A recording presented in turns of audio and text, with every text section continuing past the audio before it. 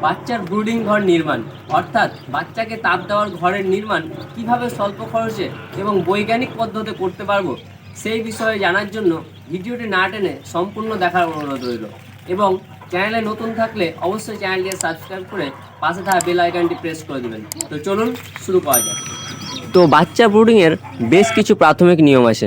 তো এই প্রাথমিক নিয়মগুলির মধ্যে আমরা 10টি খুব সহজ এবং প্রাথমিক নিয়ম দেখে নেব।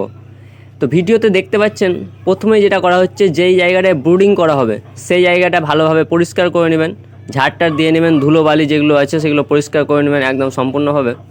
এবং এখানে যেই ভিডিওগুলোতে যেগুলো দেখানো হবে সেগুলো আপনারা যদি মেনে চলেন তাহলে অবশ্যই একটা ভালো এবং খুব সুন্দরভাবে বাচ্চার ব্রুডিং করতে পারবেন।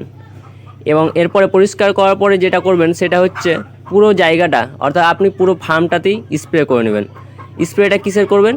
ফরমালিনের স্প্রে করতে পারেন, কিংবা B904 নামে একটা কীটাণুনাশক পাওয়া যায় সেটা দিয়েও স্প্রে করতে পারেন। B904 স্প্রে করাটা সবথেকে বেশি ভালো হয়। এবং স্প্রে করা হয়ে গেলে অবশ্যই সেই ঘরটাই ভালোভাবে চুন মারতে হবে। আপনি চাইলে গুঁড়ো চুন কিংবা চুনকে জলে ভিজিয়ে রেখে সেই চুনও মারতে পারেন। এবং আরেকটা আপনি নিয়ম পালন করতে পারেন, সেটা হচ্ছে চুনের সাথে যদি লবণ দিয়ে জলে ভালো করে মিশিয়ে গুলে চুনটা যদি ব্যবহার করেন তাহলে আরেকটু বেশি ভালো হয়। তো এরপরে আপনাকে যেটা করতে হবে সেটা হচ্ছে ব্রুডিংয়ের ঘরটা তৈরি করতে হবে। আর আরেকটা কথা মাথায় রাখবেন, ব্রুডিংয়ের ঘর সবসময় কিন্তু গোলাকার হবে, কখনোই চৌকোনা হবে না।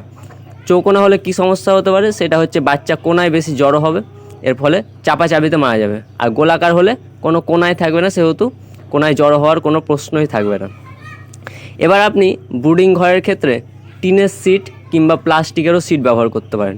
টিনের সিট ব্যবহার করার কিছু সুবিধা রয়েছে, সেটা হচ্ছে টিনের সিটে ঘরটা একটু গরম বেশি থাকে এবং সিটটা চাইলে একটু উঁচু করতে পারেন, তাহলে ঘরটা আরেকটু বেশিভাবে গরম থাকবে।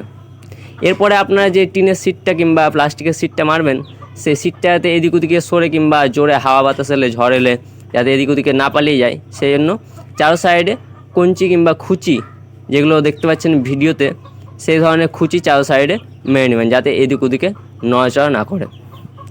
এরপরে যেটা আপনাকে করতে হবে, বাচ্চার বিছানা তৈরি অর্থাৎ লিটার, যেটাকে বলে লিটার। তো এই লিটারে আপনারা 2-3টে জিনিস ব্যবহার করতে পারেন, সেটা হচ্ছে কাঠের গুঁড়ো কিংবা ধানের তুষ কিংবা খড়, এই ধরনের জিনিস ব্যবহার করতে পারেন। সবথেকে ভালো হয় ধানের তুষ ব্যবহার করলে। ধানের তুষ ব্যবহার করলে যেটা হয় সুবিধা সেটা হচ্ছে ধানের তুষটা একটু ঝরঝরে থাকে, এবং কাঠের গুঁড়ো ব্যবহার করলেও ভালো হয়, কোনো ক্ষতি নাই, কিন্তু কাঠের গুঁড়োতে একটু জলটা জমে যায় একটু বেশি, যার কারণে চাপ ধরে যায়। এরপরে যেটা আপনি করবেন, ঘরকে গরম রাখার ব্যবস্থা করতে হবে। সেই ঘর গরম রাখার জন্য আপনি অবশ্যই 100 ওয়াটের কিংবা 200 ওয়াটের কাঁচা বল্ব বা লাল বল্ব ব্যবহার করতে পারেন, কিংবা হিটারও ব্যবহার করতে পারেন। এক্ষেত্রে আপনার যেটা সুবিধা এবং সহজলভ্য সেটাই ব্যবহার করাটা বেশি ভালো হবে। তো এরপরে আরেকটা জিনিস মাথায় রাখবেন, যদি আপনি বাচ্চা সরাসরি গুঁড়ো কিংবা ধানের তুষের ওপর ছেড়ে দেন তাহলে কিন্তু দেখবেন বাচ্চা গুঁড়োর তলে কিংবা ধানের তুষের তলে চাপা পড়ে মারা গেছে। তো সেই জন্য অবশ্যই আপনাকে পরপর 2 থেকে 3 দিন, দেশি কিংবা সোনালির ক্ষেত্রে আমি অবশ্যই সাজেশন দেবো 3 দিন পেপার পেতে রাখার, এবং দিনে অবশ্যই 2বার চেঞ্জ করে দেবেন সেই পেপারটা।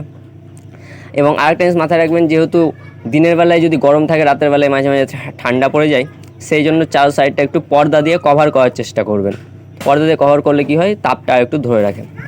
এবার আরেকটা জিনিস, আপনি এখানে টেম্পারেচার ঠিকঠাক আছে কিনা সেটা দেখার জন্য HTC মিটারও ব্যবহার করতে পারেন। এবং টেম্পারেচার যদি মনে হচ্ছে তাও হচ্ছে না, তো ওপরটা পেপার দিয়ে ঢেকে দিতে পারেন যাতে টেম্পারেচারটা ধরে থাকবে। আর বাচ্চা ছাড়ার অবশ্যই 1 ঘন্টা আগে জল দিয়ে রাখবেন এবং ঘরটা যাতে গরম হয় সেই জন্য লাইট অন করে রাখবেন। তো এই ছিল আজকের ভিডিওটি যদি ভালো লেগে থাকে অবশ্যই চ্যানেলটিকে লাইক করে সাবস্ক্রাইব করবেন এবং আপনার বন্ধুদের সাথে পারলে শেয়ার করে দেবেন। ভিডিওটি দেখার জন্য অনেক অনেক ধন্যবাদ।